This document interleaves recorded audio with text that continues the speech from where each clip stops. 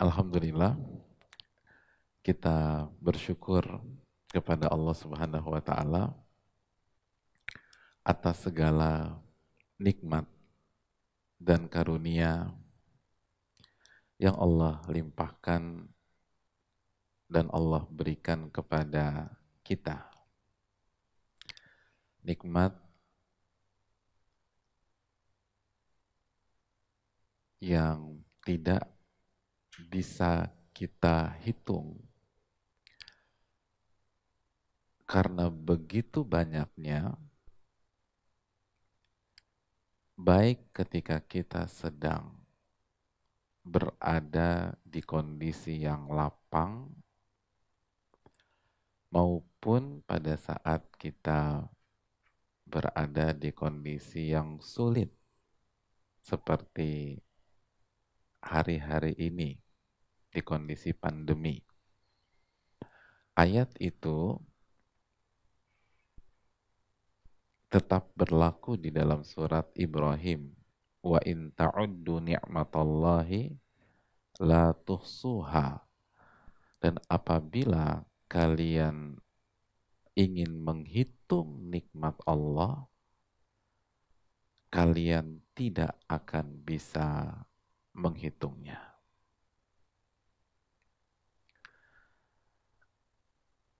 Sekali lagi, ayat ini berlaku pada saat kita punya uang dan pada saat kita tidak punya uang. Pada saat kita lagi sehat dan pada saat kita lagi sakit.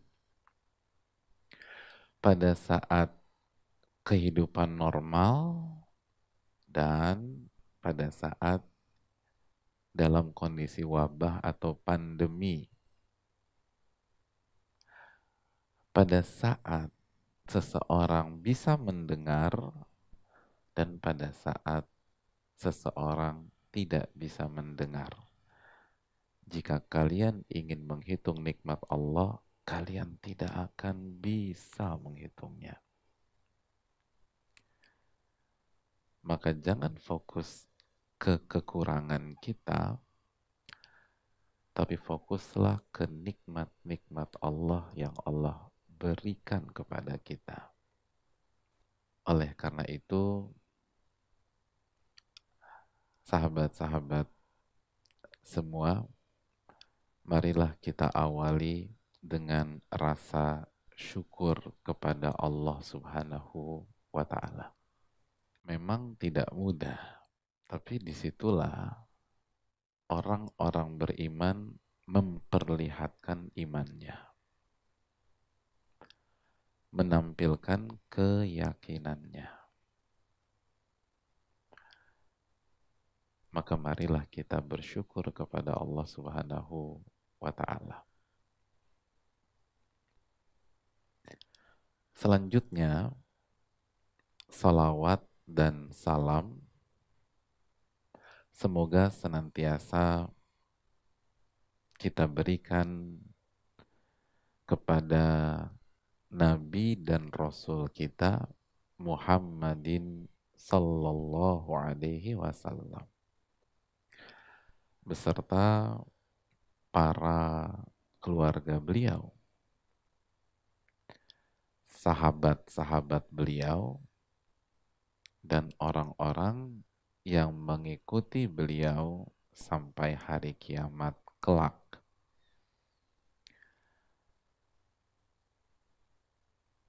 Sahabat-sahabat sekalian, semoga kita mendapatkan ilmu yang bermanfaat. Sebuah kebahagiaan bisa berjumpa dengan semuanya dan selamat datang di rumah belajar. Saya senang sekali. Semoga kita bisa istiqomah. Amin. Sahabat-sahabat semua, dalam sebuah riwayat dalam Sahih Muslim sebuah buku yang berisi kumpulan hadis Nabi Shallallahu Alaihi Wasallam yang sahih. Ada seorang nama Nafi' bin Abdul Harith. Namanya nama Arab ya teman-teman. Nafi' bin Abdul Harith. Beliau adalah orang yang diberikan amanat oleh Umar bin Al-Khattab bertanggung jawab atas kota Mekah. Kalau bahasa kita sekarang, gubernur Mekah yang ditunjuk oleh Umar bin Khattab radhiyallahu taala anhu. Ada yang nggak tahu Mekah, teman-teman? Mekah tahu kan? Tahu ya. Sudah pernah ke sana? Coba yang pernah ke sana siapa angkat tangan? Ya. Semoga semuanya diundang oleh Allah Subhanahu wa taala untuk bisa umrah dan haji. Amin ya rabbal alamin. Amin. Gimana sih? Makasih. Amin. Nah, di masa Umar bin Khattab, gubernurnya bernama siapa tadi? Ada yang ingat nggak namanya?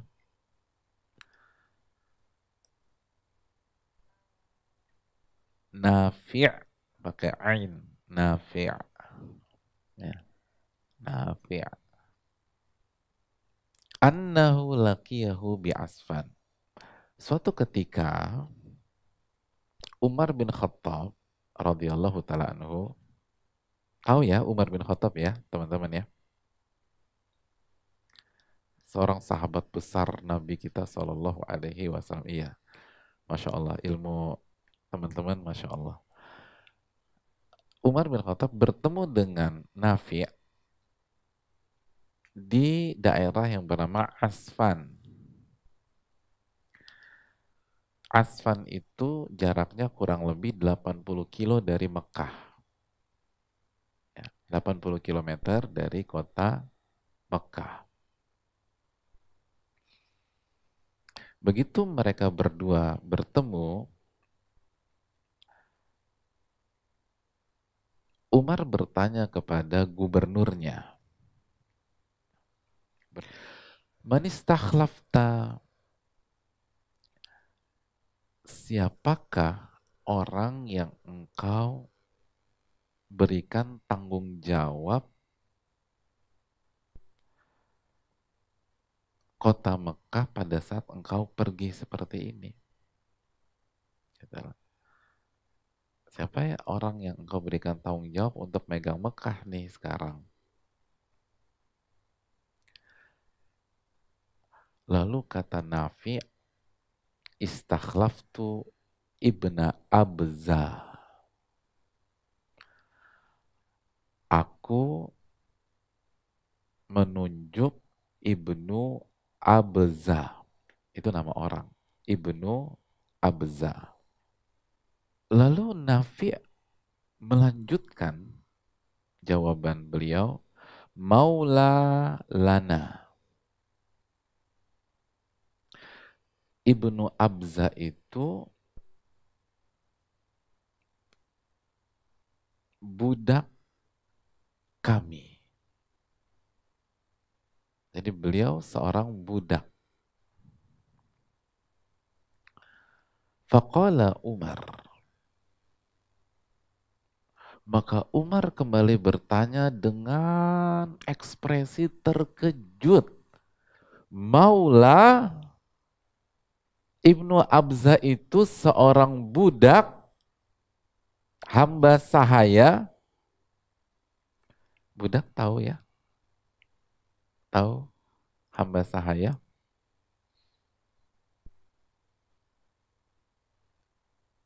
Gitu-gitu. Gitu. Ya. Ya. Budak itu Oh, jangan bunuh diri, itu dosa. Budak itu seseorang yang tidak punya kebebasan untuk dirinya sendiri. Jadi dia bukan orang merdeka. Dia itu dimiliki oleh tuan atau majikannya. Jadi dia kerja untuk majikannya, dia ngurus rumah buat majikannya, dia mungkin disuruh nyangkul, disuruh beli sesuatu, disuruh garap tanah, disuruh bajak sawah, dan semua dilakukan tanpa digaji. Itu budak. Kenapa tanpa digaji? Karena dia itu milik majikannya, milik, bukan pembantu, bukan asisten rumah tangga. Jadi dia itu milik. Di dalam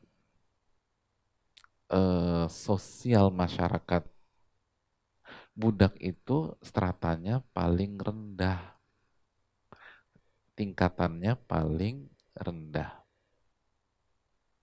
Banyak teman-teman tuli itu minder, betul nggak? Ketika di tengah-tengah masyarakat. Banyak, bukan bukan kalian, tapi banyak teman-teman tuli kita minder. Betul apa tidak? Betul atau tidak? Gitu. Yang merasa terkucil, tidak diterima di masyarakat, diremehkan. Ya kan? Betul ya? Nah, oh, betul ya, betul. Oke. Nah, budak itu di bawah lagi. Udah paling bawah udah budak di tengah-tengah masyarakat, di bawah lagi gitu. Makanya Umar kaget, hadirin. Umar kaget, budak bisa jadi penanggung jawab kota Mekah. Itu gimana ceritanya? Engkau percayakan kota Mekah ke seorang budak? Gitu loh. Kaget Umar. Apa jawab Gubernur Umar? Nah, siapa namanya? Gubernur Umar tadi? Nafi'. Lihat, teman-teman, ini penting. Ini harus jadi oleh-oleh kita ketika kita pulang dari sini. Kata Nafi', innahu qari'un li kitabillah. Karena Ibnu Abza itu walaupun budak, tapi dia pembaca Al-Quranul Karim. Punya ilmu tentang Al-Quranul Karim. Alimun bil faraidi. Beliau menguasai ilmu waris. Jadi pinter dalam Al-Quran, pinter dalam ilmu waris. Begitu Umar bin Khattab radhiyallahu taala anhu mendapatkan jawaban di atas, beliau langsung berkomentar, amma inna nabiyakum qad qal. Ketahuilah, sesungguhnya Nabi kalian Sallallahu Alaihi Wasallam telah bersabda, Innallaha, sesungguhnya Allah, Allah apa Allah?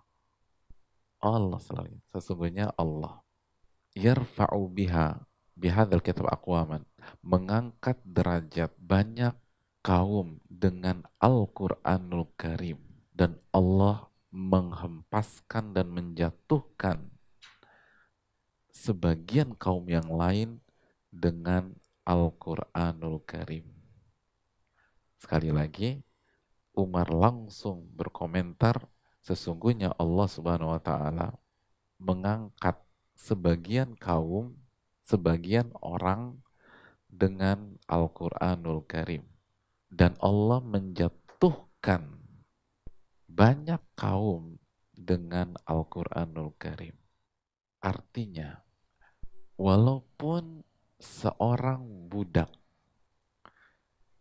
yang diremehkan oleh masyarakatnya, tidak dianggap oleh masyarakatnya, dianggap orang kelas bawah, tapi ketika pintar Al-Quranul Karim, maka Allah angkat derajatnya. Allah angkat derajatnya di dunia dan di akhirat. Di dunia dan di akhirat. Allah akan membuat dia mulia di dunia dan mulia di akhirat. Jadi Allah akan buat dia mulia di dunia dan di akhirat. Kenapa? Karena dia pinter Al-Quranul Karim. Oleh karena itu teman-teman sekalian, ini pelajaran berharga untuk kita. Kita yang punya banyak kekurangan. Kita, saya, dan kita semua. Cuman bedanya kekurangan kita beda-beda aja. Ada yang bagus di kotak A, tapi lemah di kotak B. Ada yang sebaliknya, bagus di kotak B, lemah di kotak A. Ada yang ngerti desain grafis, tapi nggak ngerti bercocok tanam. Ada yang jago bercocok tanam, nggak ngerti desain grafis. Itu biasa. Ada yang tidak bisa mendengar, tapi pasti Allah kasih kelebihan banyak di sisi-sisi lain. Ada yang bisa dengar, tapi kurang di sisi-sisi lain. Itu biasa. Nah, intinya, kalau kita ingin mulia, nah, semua ingin mulia apa enggak nih ngomong-ngomong? Mau mulia apa mau diremehkan, dijatuhkan sama masyarakat? Mau dimuliakan oleh Allah atau mau dijatuhkan sama Allah? Maka kuncinya kita harus dekat dengan Al-Quran. Belajar Al-Quran. Pinter Al-Quran. Itu harga mati. Apapun kendala kita, jangan pernah menyerah. Sesulit apapun belajar Al-Quran, dengan keterbatasan kita, jangan pernah menyerah. Itu kunci mulia di dunia dan di akhirat. Sangat berat, teman-teman sekalian, tapi tidak boleh lemah. Motivasi harus terus tinggi. Karena ini kunci kita diangkat oleh Allah Subhanahu wa Ta'ala. Amin. Dan harus diperjuangkan. Harus diperjuangkan. Bukan hanya membacanya, namun juga mempelajari makna dari Al-Quran itu sendiri. Jadi PR kita adalah belajar membaca dan terus harus dibaca, dibaca, dan dibaca sampai kita wafat insya Allah. Lalu mempelajari makna, hikmah, pelajaran, ilmu yang ada di dalam Al-Quranul Karim. Dengan itulah kita bisa mengamalkan Al-Quranul Karim, mendakwahkan, dan Allah akan memberkahi hidup kita di dunia dan di akhirat. Orang-orang beriman ketika menghadapi kekurangan seperti ini, maka mereka akan mengucapkan Rabbana ma khalaqta hadza batila. Rabbana ma khalaqta hadza batila. Subhanaka faqina adzabannar. Wahai Rabb kami, Engkau tidak mungkin menciptakan ini tanpa tanpa alasan, tanpa hikmah, tanpa ada misi, tanpa ada tugas. Subhanaka, Engkau maha suci dari membuat sebuah nasib yang buruk atau takdir yang buruk.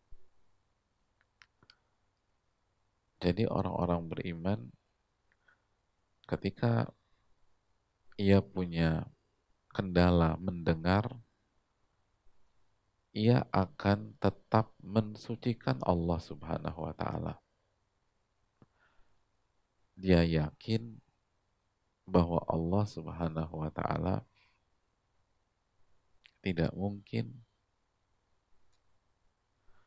mentakdirkan ini tanpa ada hikmah, tanpa ada tugas dan misi. Lalu mereka berdoa agar dijaga dari siksa api neraka. Jadi teman-teman sekalian, ini bukan tentang bertahan hidup semata, tapi ini tentang misi dan tugas yang Allah berikan kepada kita. Dan agar misi itu berhasil, dan sudah banyak proyek berjalan kan ya. Nah, agar berhasil kita harus dekat dengan Al-Quranul Karim dan hidup di bawah naungan Al-Quranul Karim. Kita harus bersama firman-firman Allah, petunjuk-petunjuk Allah, dan hidayah-hidayah Allah Subhanahu wa Ta'ala. Maka insya Allah kita akan belajar pelan-pelan tentang makna dan ilmu tersebut dengan pertolongan dan izin dari Allah Subhanahu wa taala. Dan semoga Allah Subhanahu wa taala memberikan taufik dan kemudahan kepada kita sehingga kita bisa bertemu dan belajar bersama secara rutin insya Allah. Jadi semoga Allah memberikan taufik agar kita bisa belajar secara rutin. Amin. Dan pertemuan hari ini adalah pertemuan perdana dan bukan pertemuan terakhir. Dan sebuah kehormatan bagi saya bisa belajar dengan antum semua. Dan kita minta kepada Allah Subhanahu wa taala hati yang bersih, keikhlasan, sehingga kita bisa dekat dengan Al-Quran dan dekat dengan yang berfirman di dalam Al-Quran, yaitu Allah Subhanahu wa ta'ala. Karena hanya inilah satu-satunya jalan. Dan jangan terpengaruh sama syaitan yang membisikkan ke telinga kita, telinga hati, bahwa kita tidak mampu, kita akan gagal, dan ini sulit sekali. Ini sulit, tapi Rasul Sallallahu Alaihi Wasallam bersabda, "Illa man yassarahullah," atau kama qala, kecuali yang Allah mudahkan. Maka mintalah selalu kemudahan kepada Allah. Kalau kita bekerja di perusahaan, terlalu capek untuk membuat semua orang di perusahaan tersebut menyukai dan menyayangi kita. Karena orang itu karakter dan wataknya beda-beda. Lalu bagaimana agar kita nyaman di sana? Kita incar yang punya perusahaan tersebut. Cari muka dia kalau perlu. Buat dia ridho sama kita. Falillahil mathalul a'la. Apalagi Allah Subhanahu wa ta'ala. Meminta manusia menghargai kita dan menerima kekurangan kita adalah usaha yang terlalu capek dan melelahkan. Maka fokuslah mencari ridho Allah yang punya alam semesta ini.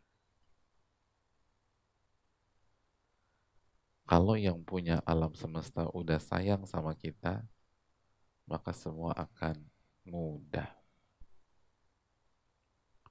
Semua akan mudah. Ini yang bisa disampaikan, dan semoga kita bisa belajar secara berkesinambungan dengan kurikulum ulama-ulama kita,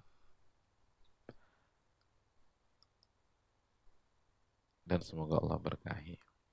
Amin ya rabbal alamin. Saya rasa cukup untuk sesi hari ini. Terima kasih banyak untuk semua, dan kita tutup dengan pertama baca doa kafaratul majelis. Subhanakallahumma Rabbana wa bihamdika astaghfiruka Allahumma gfirli. Assalamualaikum warahmatullahi wabarakatuh.